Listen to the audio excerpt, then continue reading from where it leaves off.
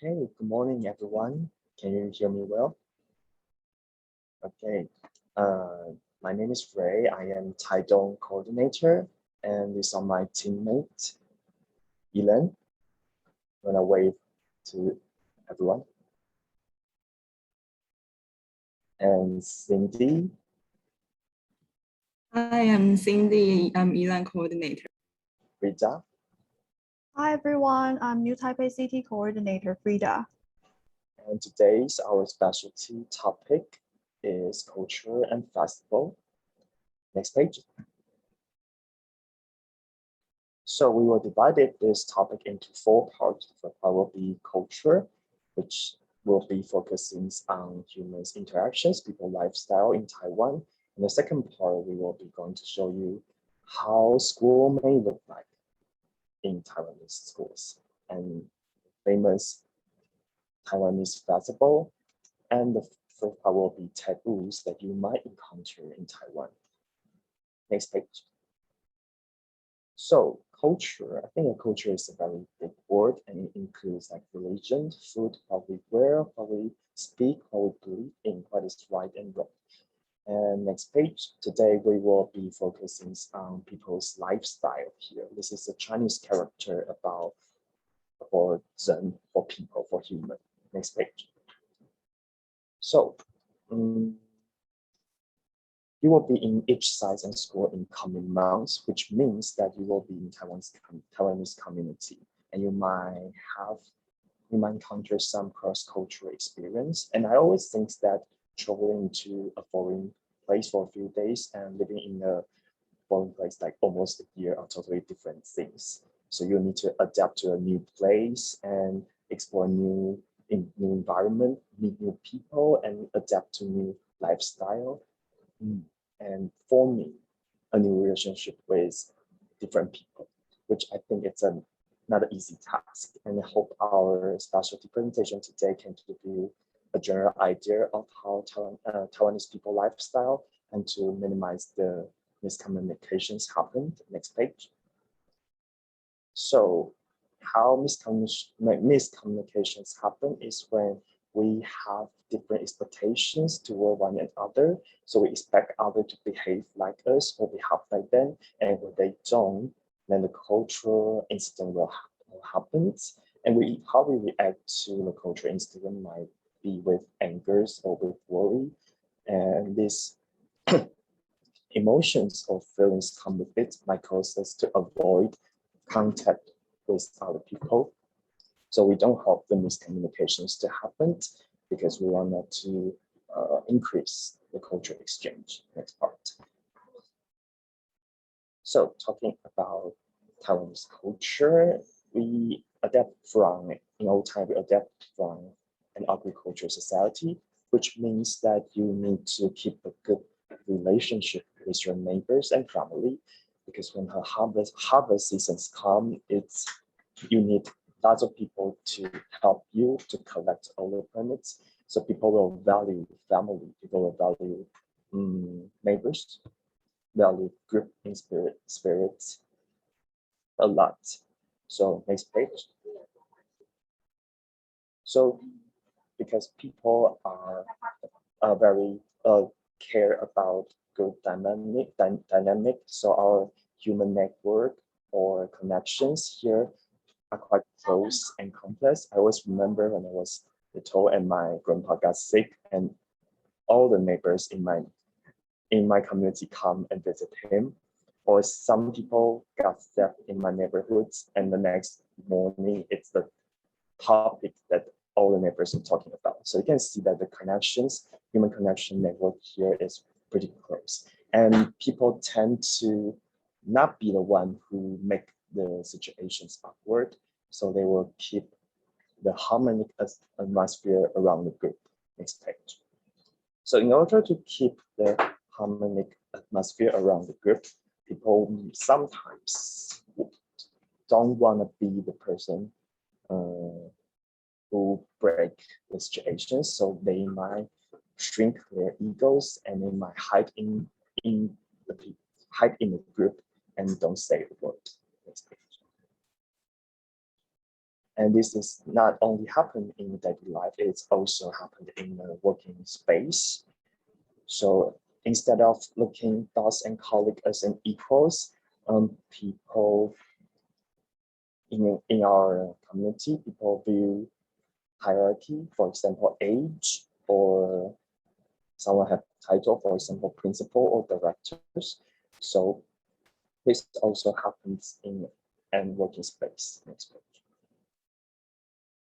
So in order to be not to be the one who breaks the situations, Taiwanese people expressing their opinion is not so direct and not so straightforward. So they might take a few turns and then reach the final at the same end in the same communication, but they would take a lot of turns. So you might need to put effort in it to listen carefully about what they are really mean to.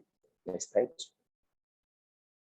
And we will conclude this culture we will call 客气 in Taiwan. So this courtesy is the closest word I can find like corresponding to this word 客气. It means that people will tend to be more respectful to one another or when they are in group. So you might hear a lot that people say 没关系, it's okay, or 不好意思, sorry, in the future conversations. But when they say this, sometimes they don't really mean it. Or sometimes they just say it because they think that this can ease the tensions of the conversation. And sometimes they are really angry or unhappy about the situation, but they still say it's okay. So we would call that it's kind of 客气 and want to keep the group dynamic well. Next page. So for example, if we are talking about an issue and people might directly disagree about it, or you can tell what you think, but for Taiwanese people, when in a public space or in a meeting, they might want to stay quiet or hide in the group because they don't want to break the whole situations. So if you see these situations, you can talk to your local friends or the LT in private so they can avoid to speak up in public, and then you might get the communications going on. And as I mentioned before, when people expressing their thought, they are not so direct and straightforward. So instead of saying I love you directly, they might ask about, did you eat your dinner, or did you get your clothes when the winter is coming, such like this, and to express their thoughts. Next page. Being 客气 can also be like when people are giving compliments to Taiwanese people, they were the first reaction to them was like, no, I'm not that beautiful, such as like this. But when you like say it twice, and they will say thank you. So they will be being 客气 in the first place. And also when they receive a gift, they might not open it immediately. They might take it to their home and open it in the other home. Next page.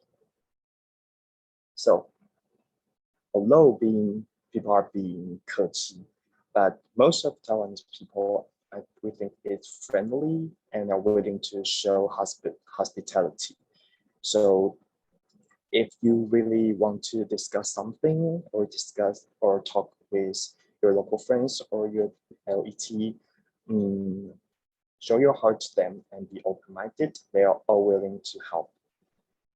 Okay, next page. Okay, so next part we will hand it to Elaine. Hi everyone, good morning. I'm Elaine, the Taipei coordinator. Can everyone hear me clearly? Okay, today I would like to share education and school related information with you. So before started, what do you know about Taiwanese education? Please drop your answer in the chat box or raise your hand if you want to say something. Anyone know? Don't school day, yeah.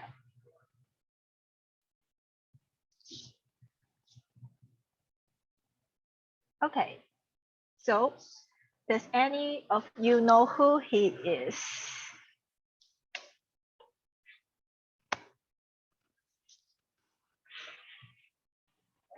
An old man. Who's that?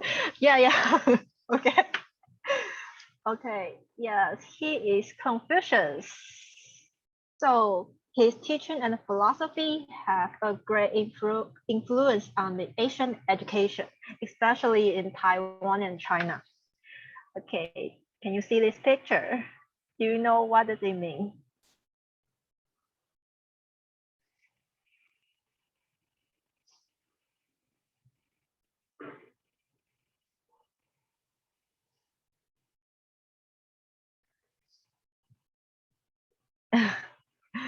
Yeah, so this is a Chinese idiom called 悬梁刺股. So when people study too hard and they might feel exhausted. So one guy used a rope to tie his hair to the houseband, and the other one used an awl to stab his leg so that they keep awake when they study. So that's a little bit weird, but this is a actual cases before. So next, I would like to share about the Taiwanese education. So most people have had gone through the whole process like the chart show.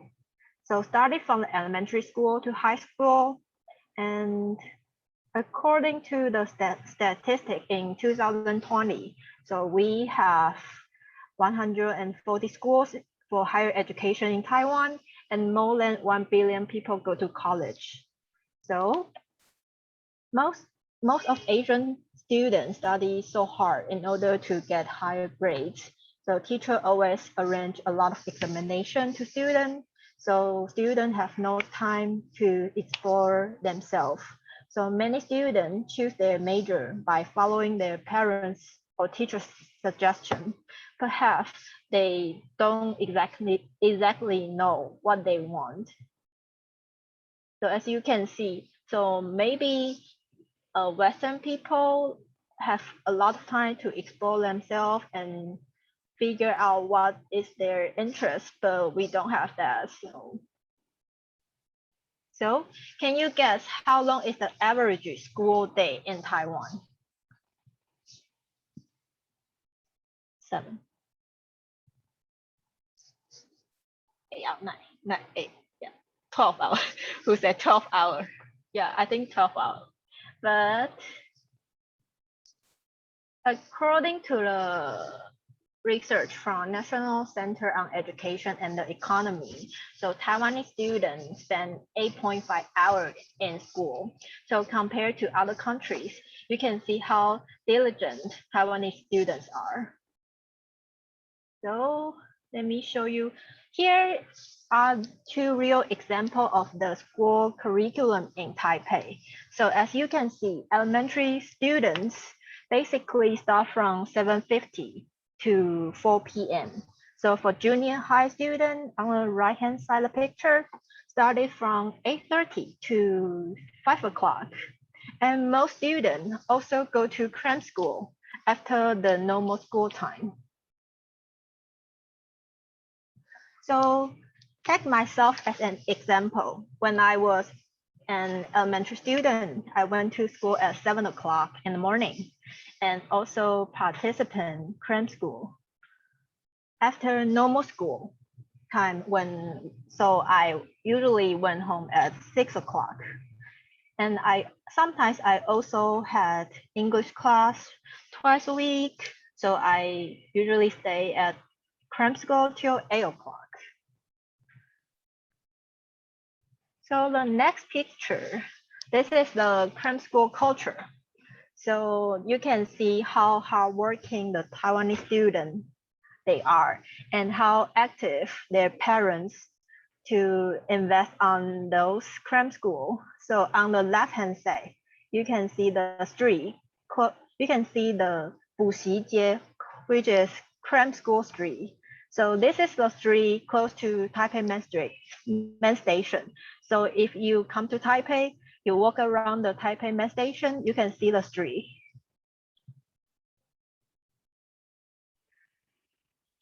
Okay, can any of you share how was your school schedule in the States? Can any of you speak up?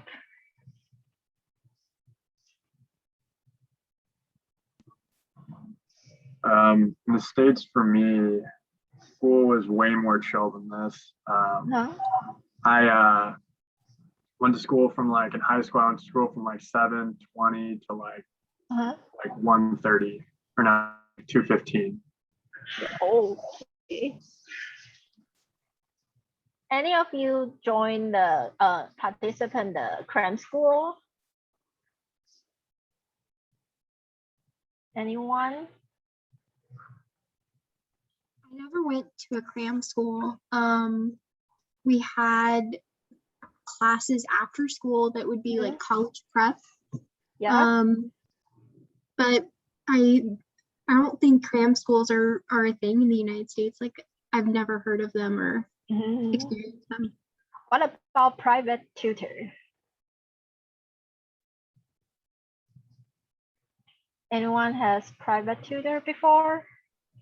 I think it's relatively common, at least where I live, to have private tutors, Yeah. but it's not necessarily geared towards students who are trying to like excel or trying to like pass everyone up in class. It's more geared towards students who are falling behind. At least that's like what our private tutors were for growing up, for when like we weren't really on grade level for a subject.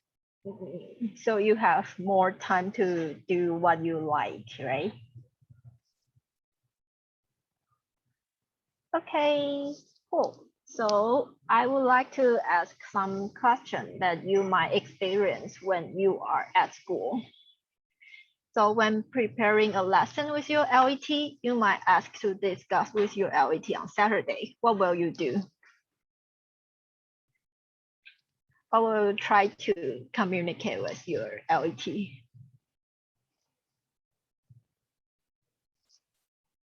Sure, no problem. Really? You want to spend your weekend with your LET?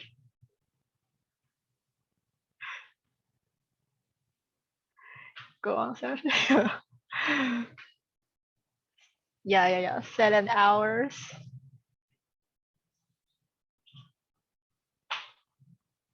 Okay. And the next one. So if the school asks you to do a talent show in front of the whole school, but you are so shy, you don't want to do it, what do you try to tell your LET?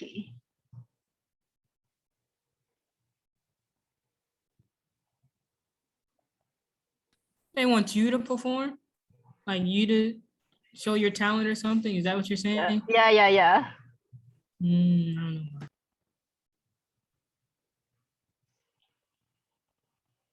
Get out to perform with you. Yeah, it's a good idea. Okay. So actually we don't have the right answer for this question, but we encourage you to express your opinion or thoughts directly but politely to everyone. And at the end of this part, I would like to share some tips to help you to get along with your LET or student. So maybe to your LET, you can build up a good relationship if you want to do. And maybe you can have a clear communication regarding the lesson plan or regarding how you want to teach in class. And maybe you can set up a goal to tell your LET what you want to do in the class and make sure she or he knows what you will do in the class. And when you face your student, maybe be nice and friendly and make sure you have a good behavior in front of your student, because you will be a good model for them. They might imitate your behavior. And I also have some questions that asked by former ETAs, like, why did my LET stare at me when I wear headphones? And why did my LET ask me if I need to see a doctor when I'm sleeping in my spare time at school? Or why I cannot chew gum at school? This kind of question that many ETA ask me or other coordinator. This might be some cases for you. So if you have this kind of question, I would suggest you to ask your LET because the answer might be different depending on school. So if you have any question, just ask your LET. So most of LET are open-minded and willing to communicate with you. So however, some of you might experience special situation or struggle to understand your LETs. If you have tried, but you still need help, please do not hesitate to contact your coordinator. I think we would love to help you. Thank you. Cindy, it's your turn.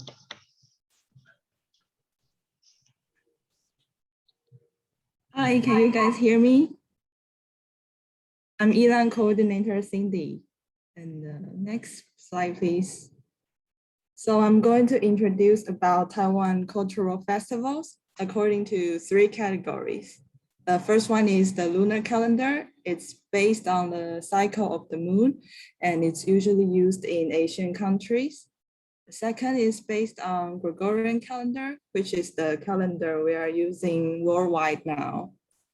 And last, I'm going to introduce a little bit about the indigenous culture in Taiwan.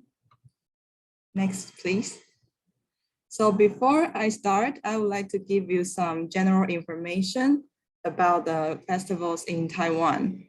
First of all, is that because lunar calendars and Gregorian calendar are different. So if you want to know a lunar festival in specifically, you might have to check on the calendar carefully because it's going to different in each year. And the second is that it is according to a special Taiwan policy. If the holiday is on weekend, we might have a makeup day on Monday or Friday. But if the holiday is on weekend, we will have day off in between, but we will have a makeup day on Saturday. So that's why you might find that you sometimes have to work on Saturdays. And the last one is if you are trying to plan your holiday, if you're trying to plan your holiday, try to book your travel tickets earlier because they might be sold out in a few weeks or even a few months before. Also, traffic jam is very common, so please be prepared for this situation. Next, please. So before I start, I would like to ask you a question. Do you know what are the 3 biggest lunar festivals in Taiwan? You can type your answers in the chat box.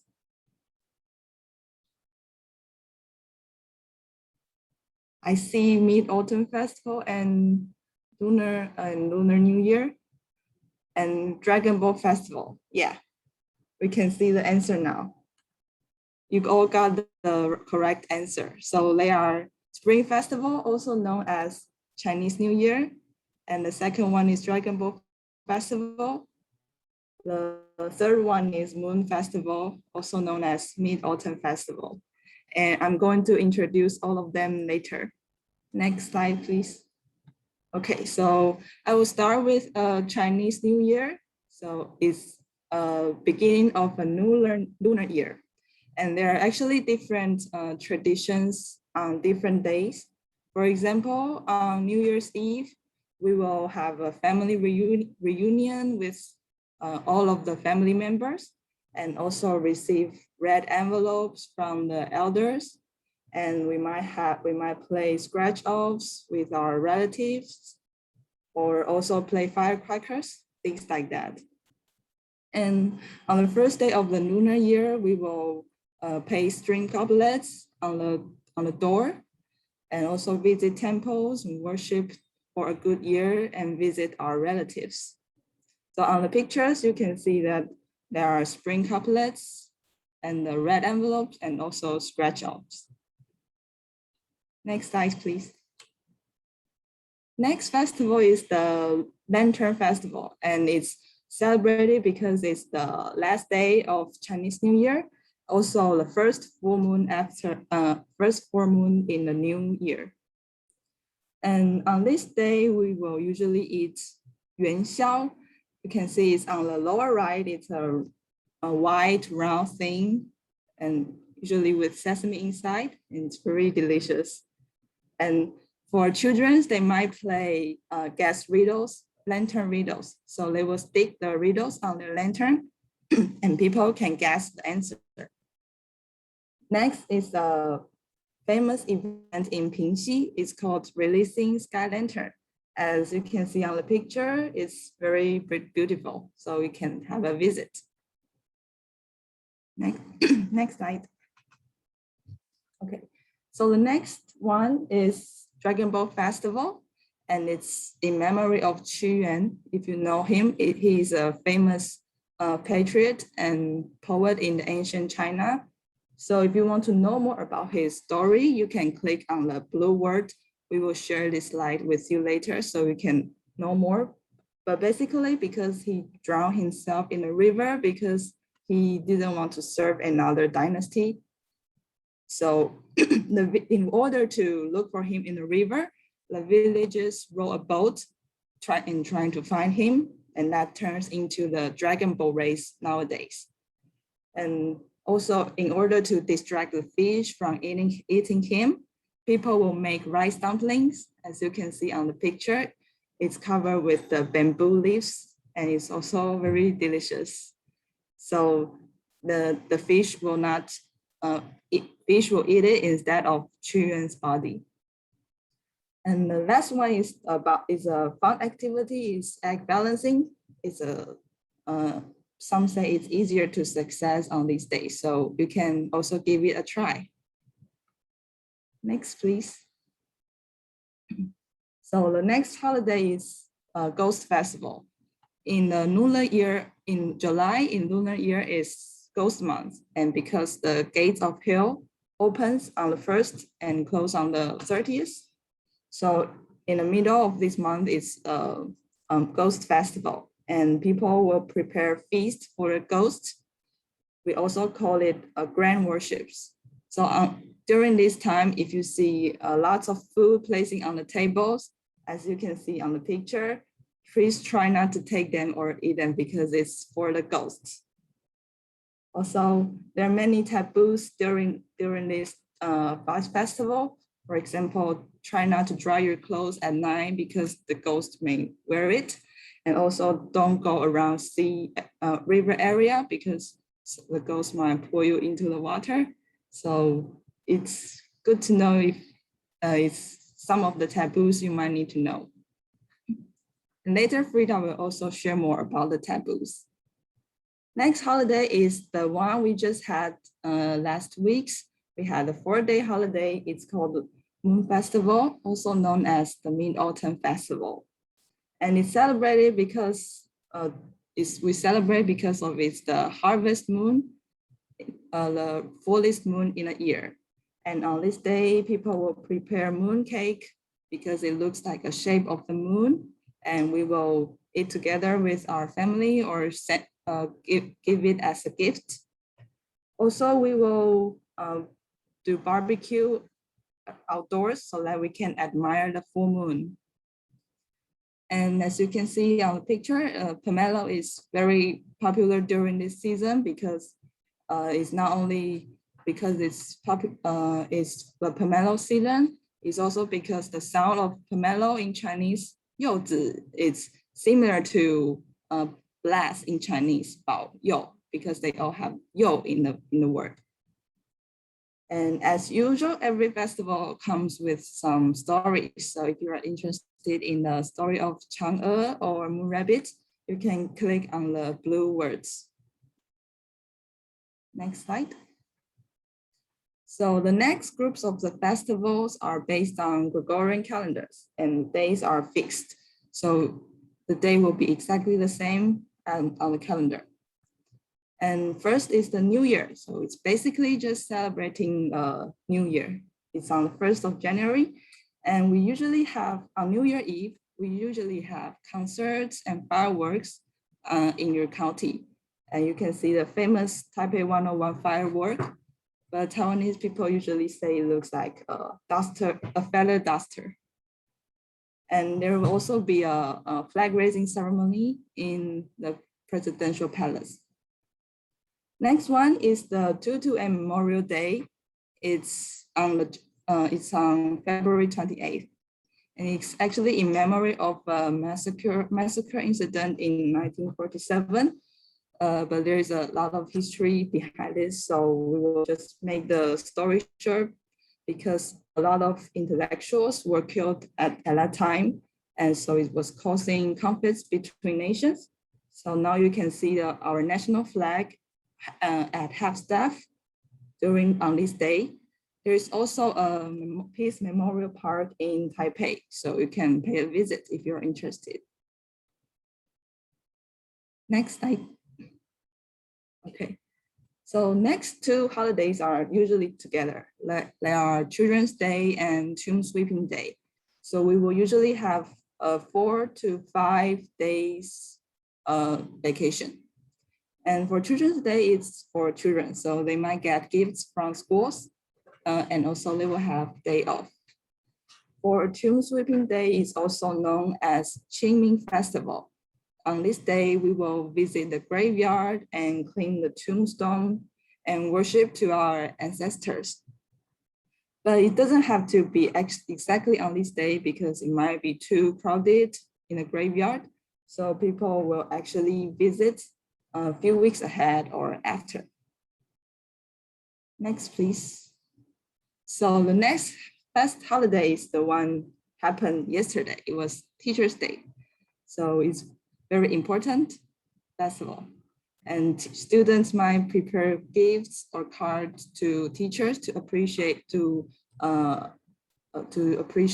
share their appreciation to teachers. But sadly, there's no day off. So teachers still have to work on this day. And the next holiday is an upcoming holiday called National Day. It's in 2 weeks.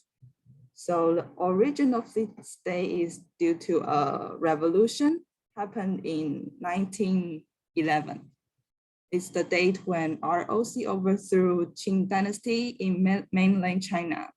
But at that time, actually Taiwan is still under the control of Japanese government. And the holiday policy for this day is, as mentioned, because it's on a Sunday, so we will have a deferred day on Monday. So this year we have a 3-day off. Next slide, please. So all the holidays mentioned above are either from Han people's cultural or traditions. But beside Han people's traditions, actually, indigenous cultures are also an important part of forming Taiwanese culture. So we will talk about a little bit here. So the indigenous events are usually related to celebrating harvest, hunting, and adulthood in the tribes. Usually their activities and ceremonies are open to publics. So if you are interested, you can look for the information on the internet. Here are a few well-known festivals. First is the Flying Fish Festival of the Yamei tribe. It's in Lanyu. It's on Lanyu, and it's also known as the Orchid Island. You can see it's the picture on the top. The second is the Harvest Festival of the Army tribe. It's the largest event of the Army tribe, and it's once limited to tribal participants, but now it's open to public. The last one is the sacrifice to the dwarf spirits of the Saixia tribe.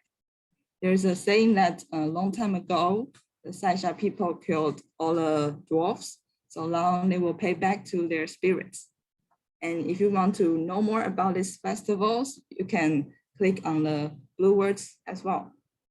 And that's the end of my presentation. I'll pass it to Frida. Hi, everyone. I am New Taipei City Coordinator Frida. Can everyone hear me? Okay, so moving on to the last part, I will be talking about the taboos in Taiwan, 禁忌. Taboos are related to our religious belief and custom that passing on generation to generation from our ancestors. And you might think some of the taboos do not make sense at all or can sound very odd. But Taiwanese people Taiwanese people who believes in those taboos do believe. You can just listen to it as like a fun fact or interesting story. And next slide, please. So first, I want to share 2 real cases that were reported on the news before. You can drop your answer in the chat box. Do you think this is a chair on the left-hand side? Okay, next slide, please. So during a bicycle race in Taiwan, a foreigner passed by a tube and was taking his break, but he doesn't know what is that and thought the shape of the tube looks like a chair. So he just sat on it and took a picture, then realized that he's actually sitting on someone's ancestor. Okay, next slide. And do you think this is a note on the right-hand side? Next slide, please. So a foreigner have not seen paper money before, so he wrote the notes on the paper money. But actually, we use this to burn for our ancestor or the spirits, so that they can use it as money for another world.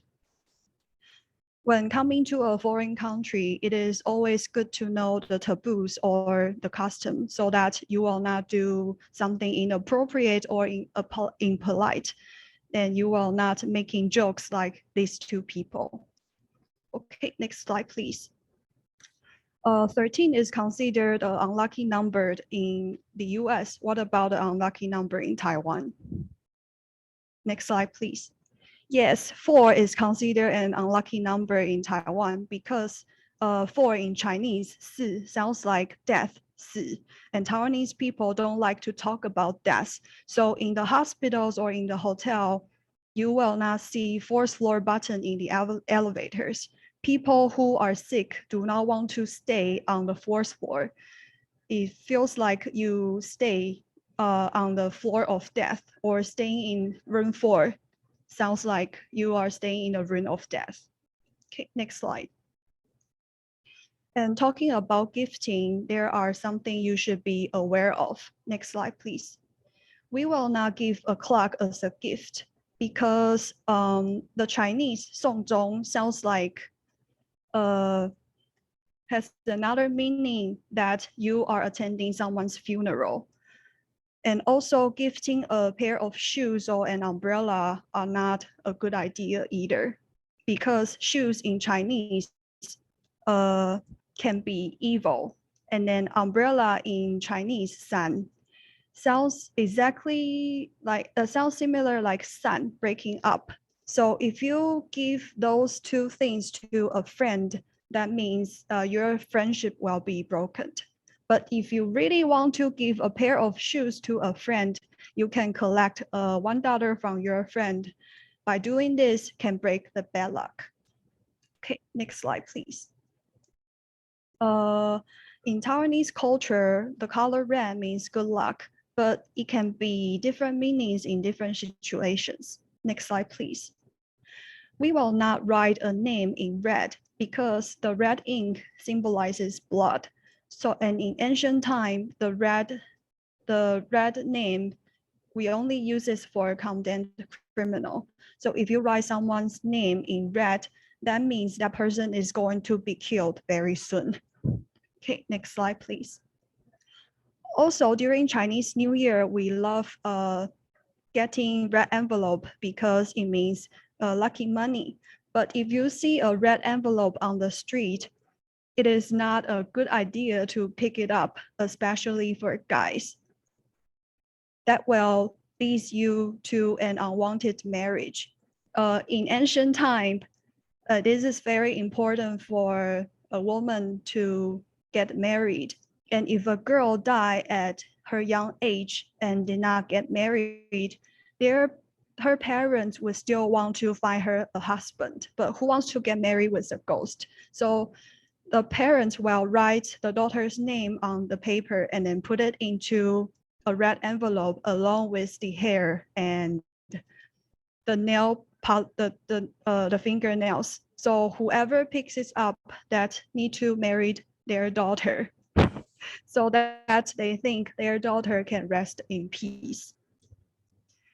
And back to modern society, you should never pick up something that is not belongs to you. If you do, then you should always give it to a police officer. Okay, next slide. And there are many chances that you will be traveling around Taiwan or visiting a friend's house. And next slide. When we stay in the hotel, there are a couple things we will do. First, we will knock on the hotel room before entering because we believe that there's a spirit staying inside. And to do this is to inform the spirits that we will be bothering for a couple days and is hoping that we can get along well during this time. And then Taiwanese people also believe that the spirits like to gather somewhere dark and wet. So bathroom is a wonderful place for them to party. So when entering a hotel room, we will flush the toilet. By doing this means that we will flush the bad things away. And you can also check if your toilet is functioning normally at the same time. And the third is that we will not place our shoes tidily because we believe that the spirit can locate us, can locate where we're lying according to the shoes. But as a person with OCD, it's very hard to stand for something that is not placed tidily. So when I stay in the hotel, I will also prepare an amulet and put it on the table just to protect me. And last, we will always push in the chair in the hotel because then the spirit will not sit on the chair and then watching at you at night. Okay, next slide. And when eating with Taiwanese friend, you do not stick chopsticks upright in a bowl because we only do this for people who passed away. If you do this, that is very impolite. Okay, next slide. And as Cindy mentioned before that we have Ghost Month in July on our lunar calendar. And during this time, it's like the ghost summer vacation. So they will come out and then just wandered. So there are many taboos during this period of time. Next slide. And Taiwanese people do believe that there are 3 fires over our head and our shoulders. So when during ghost months, if you pat on someone on the shoulder at night, then it is possible that the fire of life might be put off. So the spirit can have the chance to possess on you. And also when you go hiking, you do not call people's full name because we believe that if the spirits know your name, that it's possible for them to follow you home. And last is we don't whistle at night. This is also because when you whistle, it will attract the spirit's attentions. Okay, next slide. And when coming to a new place, there are many chances that you get to talk to different people every day. And you might find Taiwanese people likes to ask many personal questions. Next slide. You might be asked about your age and then your job, how much money you make and the relationship, even the details of your family or your health. When this happens, please do not be offended because Taiwanese people are used to ask this kind of question as ice-breaking questions. And later I will share some tips for you if you don't want to answer those questions. Next slide. So you can always say 听不懂, sorry, I don't understand, if you don't really want to answer these questions. And also you can give a very ambiguous question if people ask, how old are you? And you can say, oh, my age is between 20 to 30, mature enough to handle things on my own, something like that. And at school, maybe student will ask if you have a boyfriend or a girlfriend. Then you can use strategy number 6 and jokes that, oh, I am married and I have a daughter that is the same age as you, something like that. Yeah, this really happens a lot when you're talking to a Taiwanese people who is older. Yeah, and just don't be offended and just try to refuse something that if you don't feel comfortable. And then always be polite and then smile. But when something really happens that make you feel uncomfortable, you should go to someone you trust for help, such as your coordinator, your advisor. We will our best to help you. Okay, next slide. And when walking on the street in the countryside or in the rural areas, you might experience starings. And this is because Taiwanese people are not used to, Taiwanese people don't see many foreigners in the area. And it is because you're different from anyone else. And the staring do not mean in a bad way. It is because of curiosity.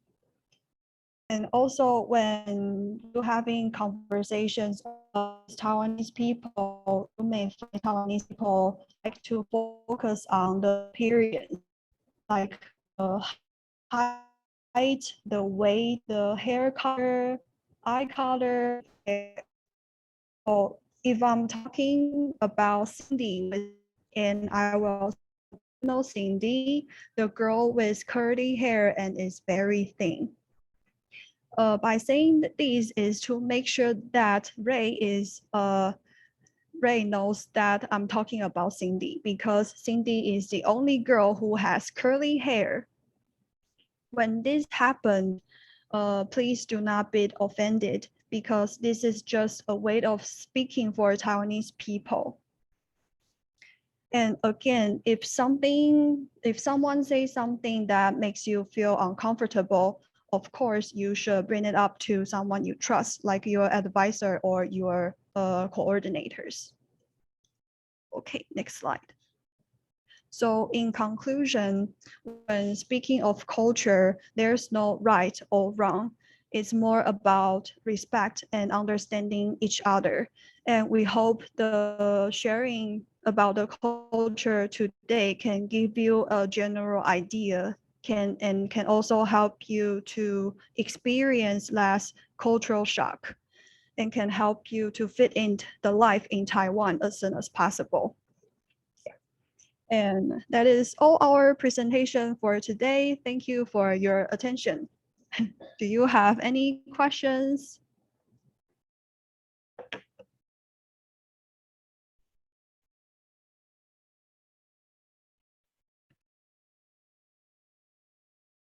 Okay. Yeah, and then following next week, we will have more workshop about cultural shock. And at that time, the speaker will talk about it, more details. And okay, I think I'll just give everyone break so you can go to the bathroom and then drink some water. And don't leave the room, just turn off your camera and be back at 10:30. Thank you, everyone. See you later. See you later.